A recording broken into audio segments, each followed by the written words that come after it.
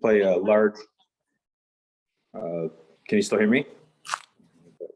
Okay, so the laborers play a large role in road building, highways, bridges, sewer and water, to buildings like your school, hospitals, things like that, and even in pipeline and landscaping work. So in energy infrastructure, I should say. So we play a large role in everything. We assist many of the trades with everything they do as far as handling material, getting the job set up, cleaned up, things like that. We have an apprenticeship that is done at our training. We have an apprenticeship. We have a training center in DeForest, Wisconsin. It's a very large facility, 4 bays, classrooms. We offer like 35 different courses. And so that's something, once you get started, we would get you involved with that. You must be 18 years old. You have to be physically capable of performing this work, which could involve a lot of heavy lifting. So as far as myself, I got started in the laborers about 25 years ago.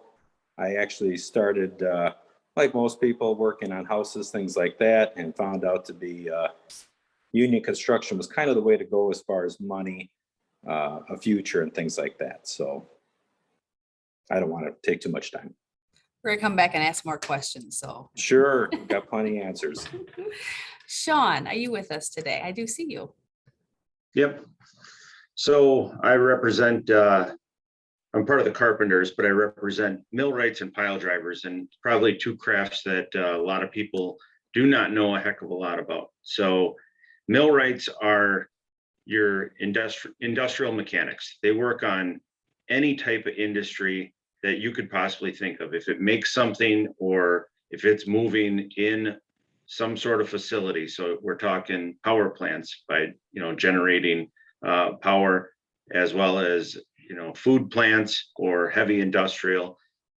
Anything that has machinery that does some sort of process, the millwrights are probably going to have their hands on it.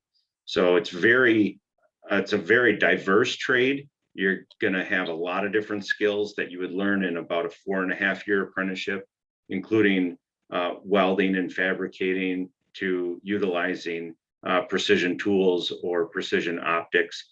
So you're doing something different just about every single day of your career. So that's a big draw to it. And the money doesn't hurt either. We start at a little over $23 an hour, and at journey level, they're making a little bit over $35 an hour plus good benefits. Pile drivers are quite a bit different from the millwrights. They are experts in deep foundation. We work closely with our operating engineers, and they essentially drive steel into the ground for large structures, so that when you look at something like a Miller Park or AmFam field, I guess I should call it now, and Fiserv Forum, some of these big structures, or even large bridges, they're going to start with a good foundation, and the pile drivers are the ones that do that. Or large soil retention, they'll drive different types of what's called sheet piling, so that you can essentially keep the dirt on one side from not folding over into the other side. And you can go down pretty deep. If you get a chance to go downtown and you see the court tour, that's that project. Our pile drivers are making that possible so that they can have underground parking, and you're able to have these facilities that and structures that are safe, because the pile drivers started it out the right way. So very diverse trades, very rewarding, and again, every single day can be vastly different from the next. So you're not sitting in a cubicle doing the same thing every single day, and that should be kind of exciting. And there's a lot of opportunity in these trades. So thank you for having me. I think it's going to take a long time to get used to saying AmFam, quite frankly. Mike. Okay, hi. I'm the organizing director for the Operating Engineers Local 139. We are the heavy equipment operators union that cover the entire state of Wisconsin. We have a training center in Coloma where I'm actually sitting today. I stepped away. I'm teaching a class up here today. We teach our labor history class to our apprentices. And we have 400 acres up here. where the students, apprentices, what have you, can get out on the equipment, learn what we do, anywhere from your dozers, your excavators, your graders, your cranes, concrete pumps, all the above. And a lot like what Corey and Sean talked about. It's a very rewarding career. And like we all say, and I know Kevin will say the same thing too, it's not just a job, it's a career. When we talked about Miller Park or AmFam Field, that was the first job I ever started on in '97. So it was a lot of fun to be able to work on that job. And those are the kind of things that you guys get to be able to say. I know my kids, every time we go to the game, I always got to remind them that, who helped build this place? We know, Daddy, you did. But it's very rewarding, and it's a good livelihood. That's what all our jobs are in the union trades, is to give you guys great wages and benefits. One thing to keep in mind for us as a starting apprentice, you're on average about $28 an hour starting, and then on the high end as a journeyman, if you're a crane operator, you're looking at $48 or $49 an hour. And like Corey and Sean said too, that's with benefits, and those are important things. Those are things you might not think about when you're young, but as you get older, you're going to need doctors and stuff like that, and you're going to want to have a nice pension to rely on when you're done. So our apprenticeship program is figuratively figured to be 4 years, but you can finish as early as it takes you to put the hours in. You need 400 hours of related instruction up at our training center. And then you need 6,000 hours on the job. Once you accumulate all of that, then you would become a journeyman, and then you would move on into that. So that's a good little bit about us. Thank you. Do I have Jennifer?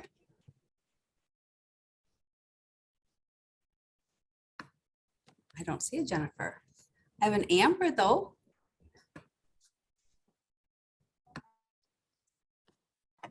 Hi guys, my name's Amber. I'm kind of a separate entity. I'm the program coordinator for WRTP Big Step. Now we're the organization that can help any interested individual apply, meet the testing requirements of any of the 17 different construction trades. You have a very, very small group of people here, but there's a larger group of all of the different trades. And it's kind of my job to help you guys navigate which trade is the right fit for you, which ones you would like to apply with. Do you have the minimum requirements in order to apply with those trades? I can definitely be used as a resource for any student that's just looking for more information about all of the trades in general. But I can also be used as a resource for staff, guidance counselors, teachers, anybody who has somebody interested in this field and in this industry. And I can definitely answer any questions you have. I work with all of the guys on this call very closely, but all of the separate unions. And we have union partners on our board so that we can accurately and quickly move you through the application process with these unions, but also applying with the contractors affiliated with these unions. So I would kind of be your first step if you're looking for some more information, seeing if you have ACT scores that meet the requirements of whatever trades you're interested in, because they're all going to be different. If you don't have passing ACT scores, we offer the AccuPlacer test and tutoring for the AccuPlacer test. Again, minimum requirements of the AccuPlacer test are different for all of the trades all around. So we're kind of that informational desk to help direct you where you need to go. I'm already getting questions from our teachers wanting you guys, so they're already interested. So there must be students in the background right now asking questions. So for everyone on here, we will make sure that you get the video, and then you can reach out and we will ask these amazing people to come in individually and ask and answer more questions. So absolutely. Real quick question. One person wants to know what the minimum ACT score needed. Is anybody able to answer that? For the operators, they're all very different. If you guys are looking for a specific trade, I can definitely help you. But between like operators, we got laborers, carpenters, everybody in here, I'd like to say between 14 and 17, depending on where you're kind of shooting for which trade. And then it's always going to be the math and the reading portion are going to be separate, and they will have separate minimum requirements for each of those different subjects. Sorry, Mike, I didn't mean to cut you off there. You know what, Ms. McDowell, you make a really good point as the people that are on the panel, as you can see, we're already starting ACT prep. So I think that's in their mind. In fact, this week was dedicated to that, to our upperclassmen. So our teachers are asking, they're always thinking of how to help our students. So thank you for that, Ms. McDonald. Did I miss anyone? I see a hand. Hey, Kevin. Kevin, please introduce yourself. Can you guys hear me? So my name is Kevin Barber. I work with the International Brotherhood of Electrical Workers. I represent two locals. I represent Racine and Kenosha. I am somebody who was involved with the tools for 28 years, and now I have stepped into the what we call the organizers program, and I've been here for 7 years. And the treat is meeting the young people that come in, and when they start their lives as an electrician, it's really rewarding for me to have them come in here and start with, basically zero and come in and be journeymen so quickly within a 5-year program. It's rewarding to watch these kids come in and be so successful. So for the electrical program, we have bare minimum requirements of 18 years old. You must have a high school graduate, must be a graduate in high school or an equivalent. Your GED, or there's another one, but I don't remember what it is. Minimum math requirement, we do have that. It's a C or better for a full year in Algebra 1. We do have an aptitude test, a physical ability, just a waiver to say that you're capable of doing the job. You'll need your transcripts from high school and a driver's license or a picture ID.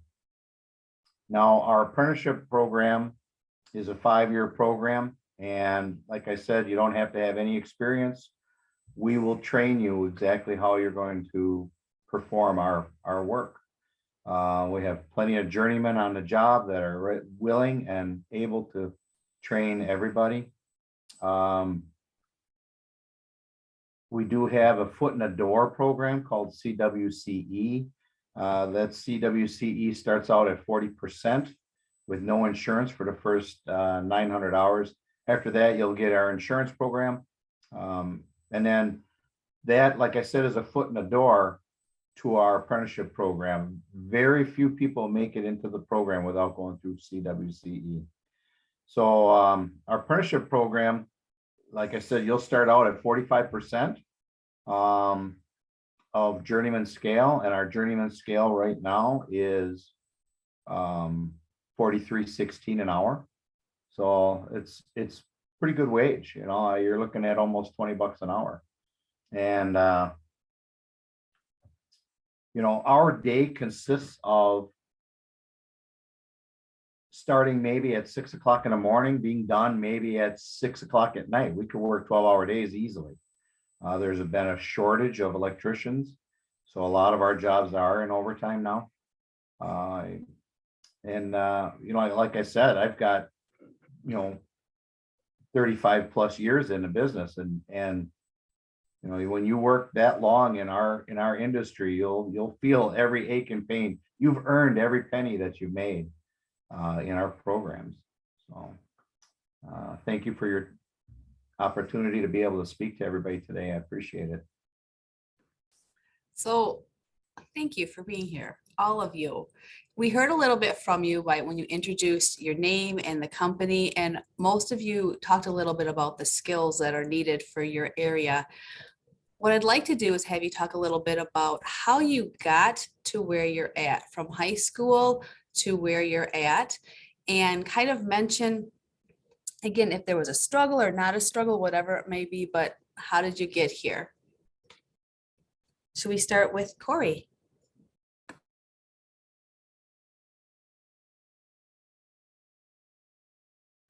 Corey, you're muted. You got to start all over.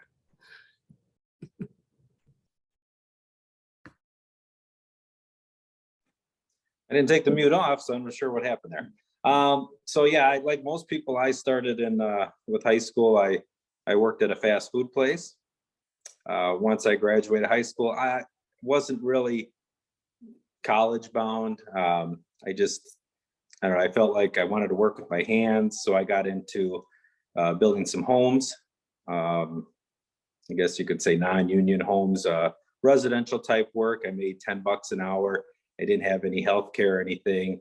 A couple years into that, I ended up meeting my wife. We ended up having a child. I was about 22, 23 years old. And at the time, the company did offer healthcare, which helped out. But with working with some of the guys, they always talked about bigger companies and some of the things they did, and some of the opportunities there. So I ended up applying at a local construction company in Kenosha, which some of you may have heard of, Riley Construction. I think they've done work on many of your schools. And I ended up starting there as a laborer. I think at the time making $13, $14 an hour. Actually, might have been even a little more than that. But I got the health care. I got a pension going forward, because someday you are, like Kevin kind of said, your bodies do take a little beating in this type of work. So retiring a little bit earlier is always the best way to go. So I ended up working there for about 15 years and was presented the opportunity to do what I'm doing now as an organizer / marketing rep with the laborers union. And it's just kind of grown from there. So I guess the struggles, you could say, would have been early on with, getting married, having children. It's always kind of scary, but if you put your mind to it and you have some goals and you want to get further in your career, I mean, you just got to keep reaching out there and looking to see what's out there and taking a chance. So that's what I did, and it's benefited great. And I guess I'll leave it at that. Thank you. Sean, tell us about your journey, please. Yeah, so in high school, I worked at a wood shop and kind of tinkered with wood projects, had my own little company, not a real company, but, took orders from friends and family and, kind of word of mouth, where I would build shelves and do different things like that. I thought my path was going to be for wildlife management. In fact, I also had a job releasing pheasants at Bong Rec and had myself set up for an internship through the wildlife department at Bong Rec, and talked with the wildlife manager there. And he said, listen, I love my job. It's a great job. He goes, what I don't like is my tiny house. And he said, listen, you have everything in front of you and you have lots of opportunities. So look at the things that are your skill set that you truly enjoy and make that decision. But also look at the money, look at the benefits, make a wise choice. Life doesn't have to be as hard as it is for himself. And even listening to that, I thought I was still on track for wildlife management. I really wanted to do that. I got accepted to UW-Stevens Point, which is the perfect school for that. And upon getting accepted, my dad, ironworker, said, that's great, you're not going to college. Maybe it was, he already helped my brother and sister through college and wasn't ready to do that again, but more so said, listen, you're always working with your hands. There's a clear path for you in the trade. And I wanted to be a carpenter at that point.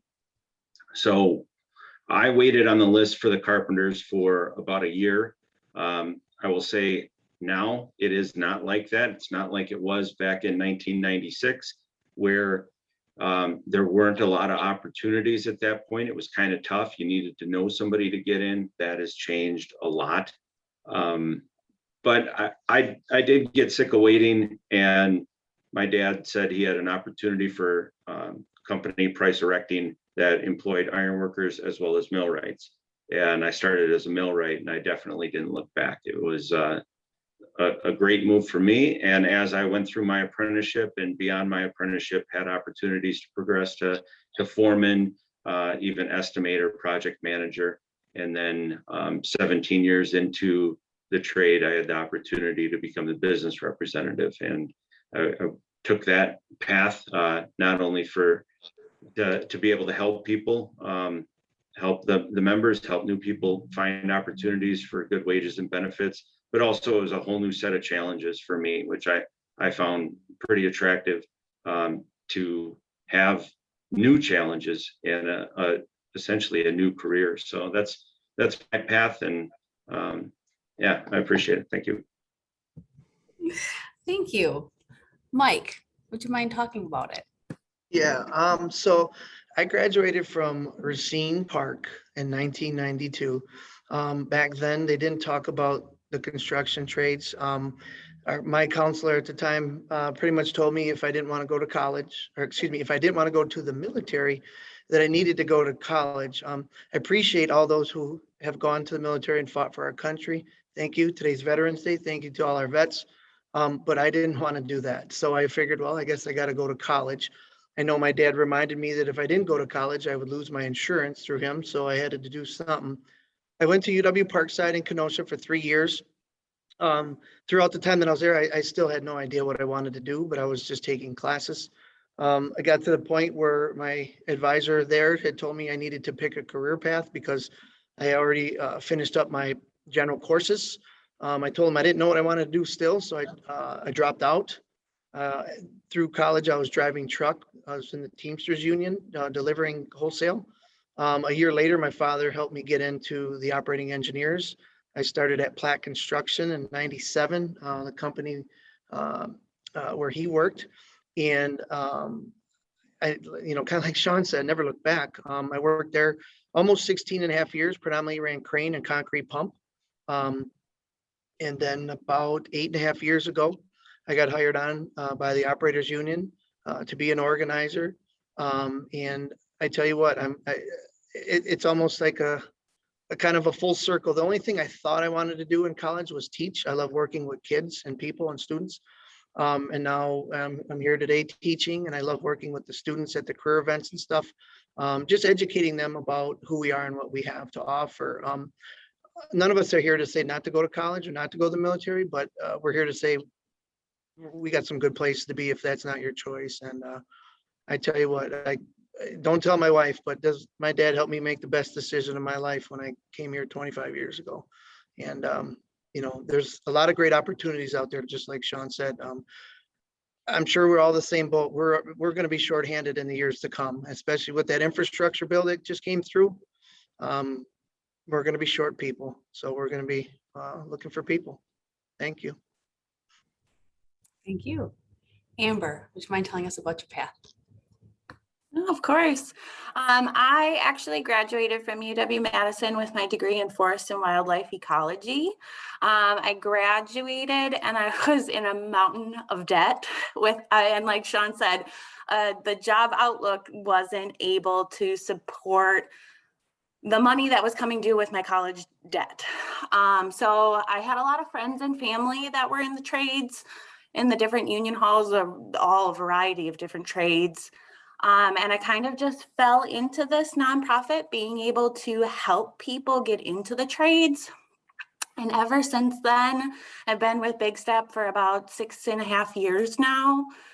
They take you in as their family, even if they're separate trades. This is a whole collective, a brotherhood, a sisterhood. And I'm just grateful to be a part of it. But I made it a mission to go out into the high schools, especially youth like you guys, to let you know that college is not the only option. You can make a very, very good living within any of these different construction trades. Especially the ladies out there, this is an industry for you. You can make it work in this industry.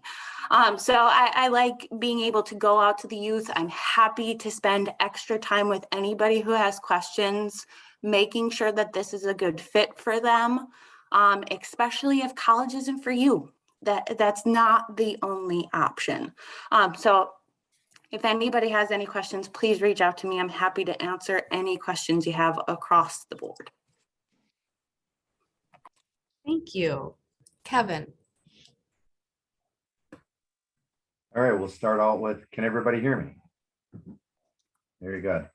So I was in the military for 7 years. I served in the Army, and that's where I actually got my start as an electrician. I was in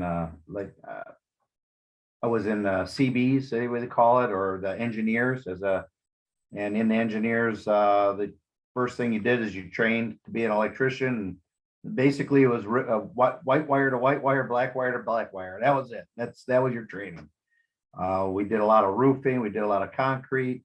I probably was an electrician maybe 5 times in the service, but I ended up liking it very much when I was able to do that. So after the service, I pursued a career in the electrical trades, and I was successful enough to be able to run some projects. That was very rewarding for me. I enjoyed that. It's different because you're not working with the tools, you're managing people, and you're working with people who have, hey, I got a problem, I did this. All right, this is how we can fix it. Boom, let's get it done. It was totally different. I mean, I loved working with the tools. It just, like I say, it was so rewarding.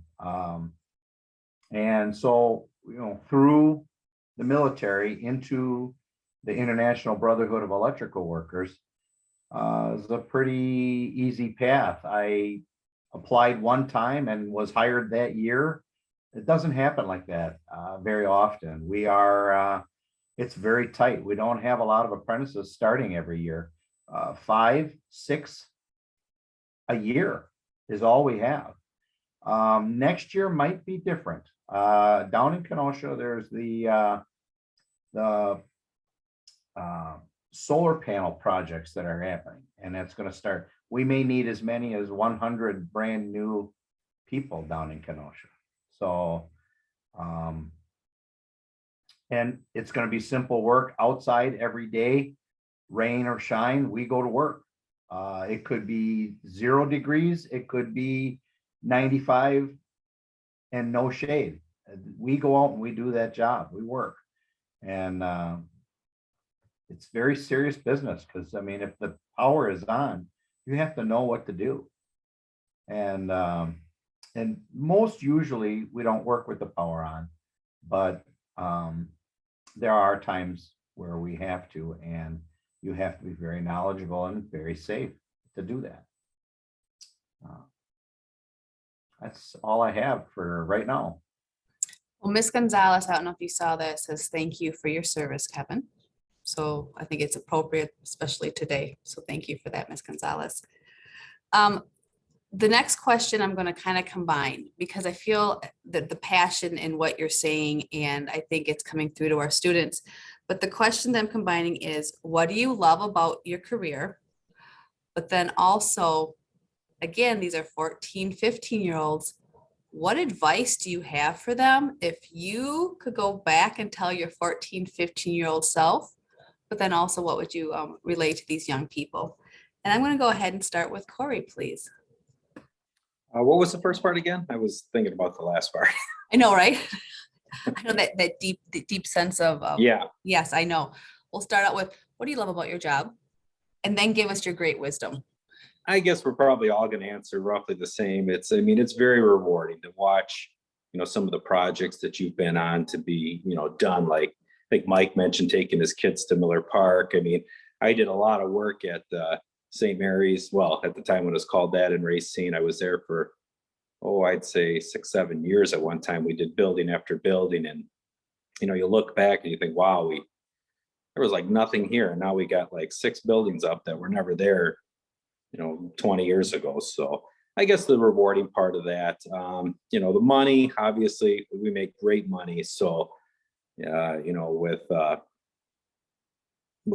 able to buy your homes or cars or boats, vacation place, whatever. I mean, you're able to do a lot of that stuff because you make good money, and that's the biggest thing. And the healthcare, you don't realize it, but I mean, not even 20 years ago, before 2008, I think, when you graduated high school after 19, you weren't on your parents' insurance anymore. You had to figure out something to do. You couldn't go to the dentist or the doctor or get your eyes checked like you we're so used to doing growing up. I mean, now it's up to 26, which is nice. But yeah, I mean, that you're going to have to look forward to figuring that part of it out, because it's, you know, after you're 26 years old, I know my kids are getting close to that age, and, you know, they need to get that figured out as far as what they're going to do for health insurance down the road. So, but yeah, advice I would say is, think about it now, because it's coming fast. You know, if you can pick something, whether it is college, military, or, you know, with the trades with us, you know, do it quick, because if you wait too long, you know, 25, 26 years old, you're losing out on that early retirement you could have at maybe 55, 60 years old. So, thank you. Wow, you guys are just really killing it with the adulting part. Yeah. Sean, what do you love and what advice do you have for our young people?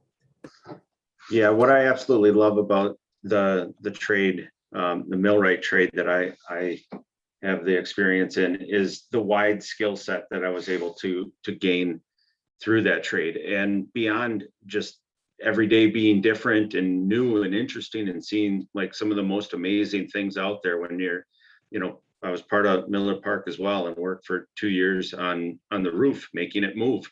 And that's cool. And so again, my kids are, you know, sick of hearing about it. I'm like, look at that, I did that.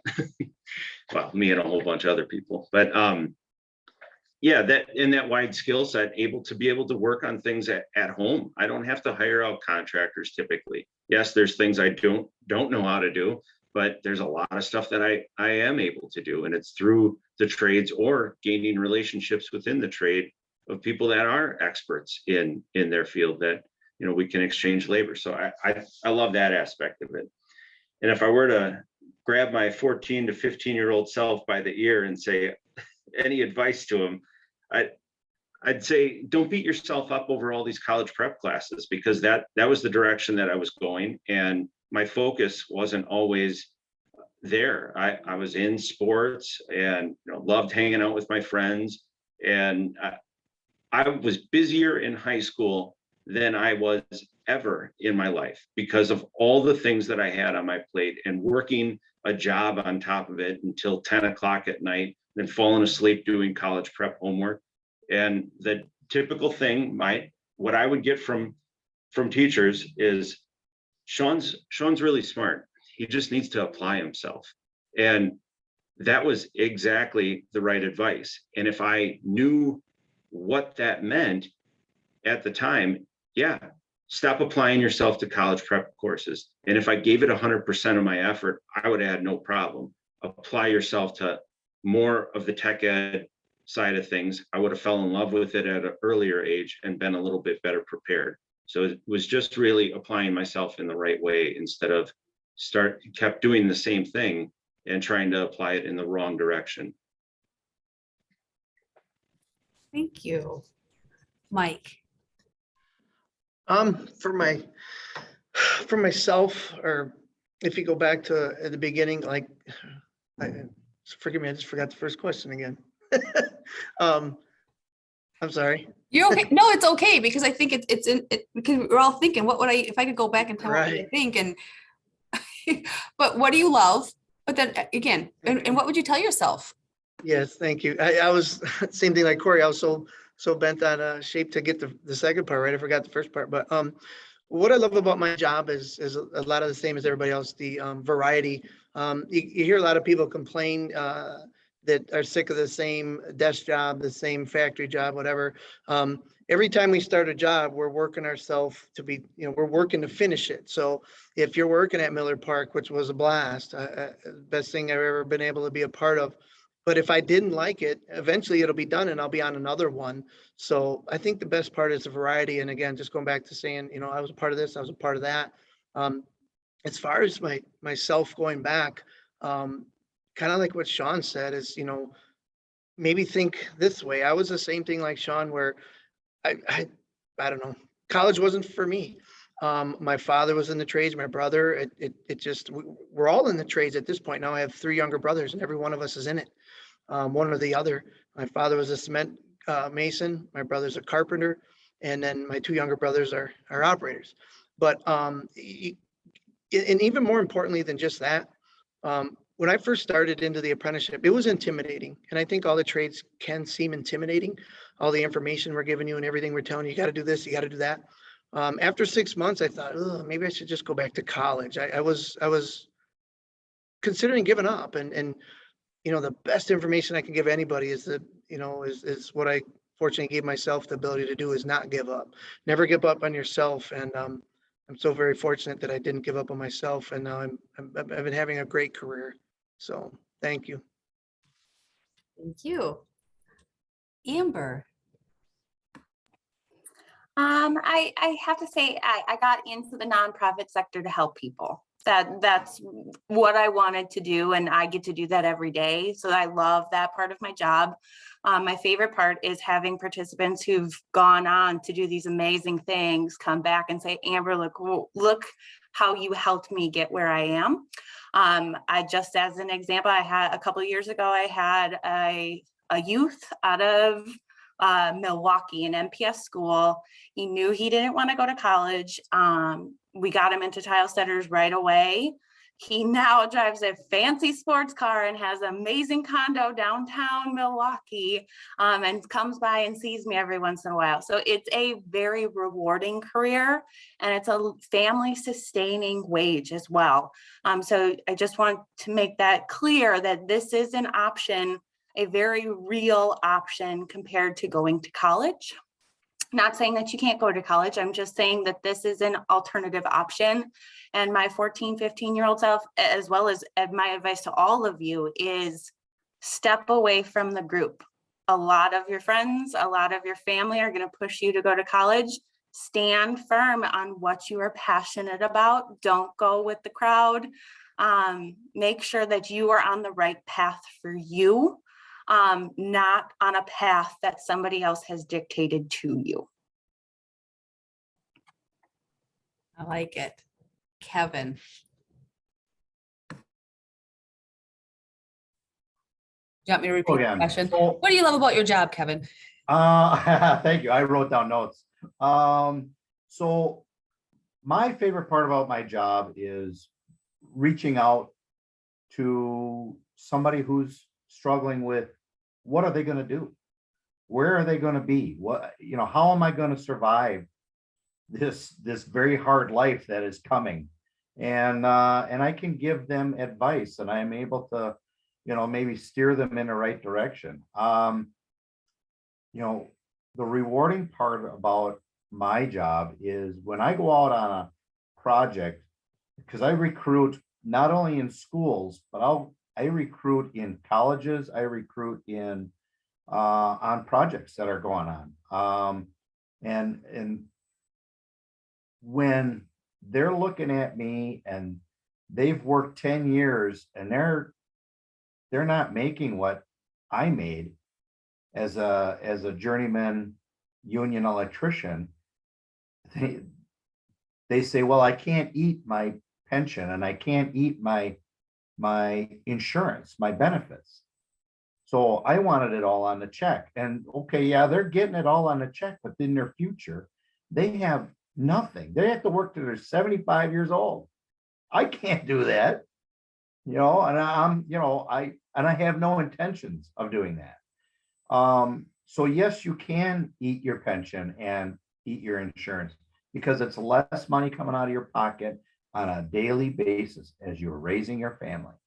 And that's why we have such great benefits on the union side, because we know someday, like Corey said, you're off your mom and dad's insurance at 26 years old now. It used to be, as soon as you were out the door, you're gone and you're done. And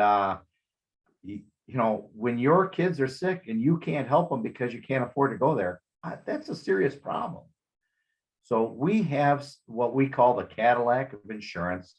And I think we have a dynamite pension program to where you could retire at 59 and a half without any problems. And when I show them the differences, I have, eyebrow raising moments or an aha. It's really it really is about the whole package that we make. And when I talk to people about it in the high schools, how do I get to this point? We will get you there. The first step is you have to be able to pass that test. And when passing that test, it's algebra problems and it's reading comprehension. And you have to be very good at them. You have to understand what and, but, or, how to break down a sentence, how to break down that paragraph and make it the correct answer out of 4 choices. And everybody knows how hard algebra can be. I don't even know if I could do a problem anymore, but you know what? I used to. So, and so as far as advice is concerned, it's not just joining the trades. It's actually the union side of the trades is very important, because that's the side that will give you top dollar in our industry. And it also is, our training programs are really awesome. After you're an apprentice, you have to continue training. You have to do night school. You have to, to keep our Wisconsin state license up, we have to get 24 hours of night school in a year in order for us to keep working in our trades in Wisconsin. It's very important to, education is the one thing the government cannot take away from you.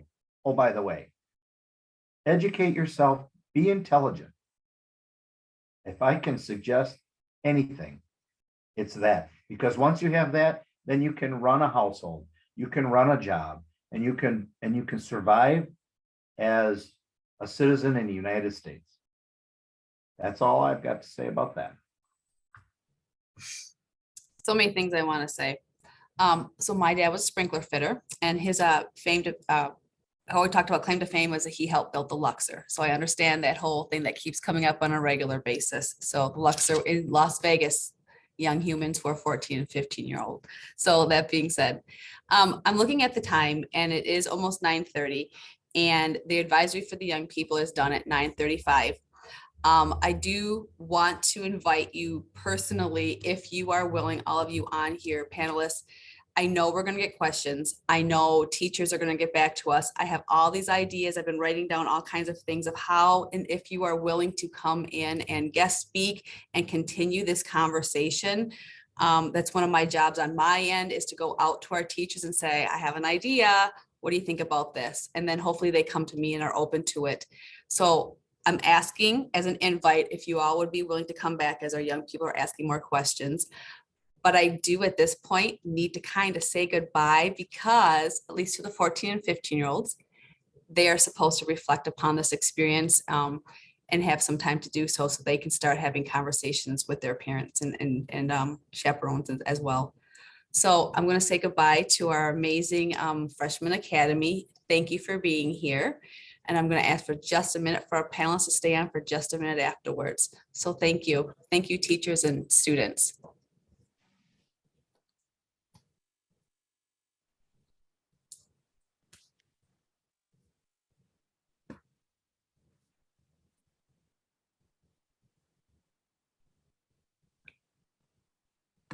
I don't see him logging off.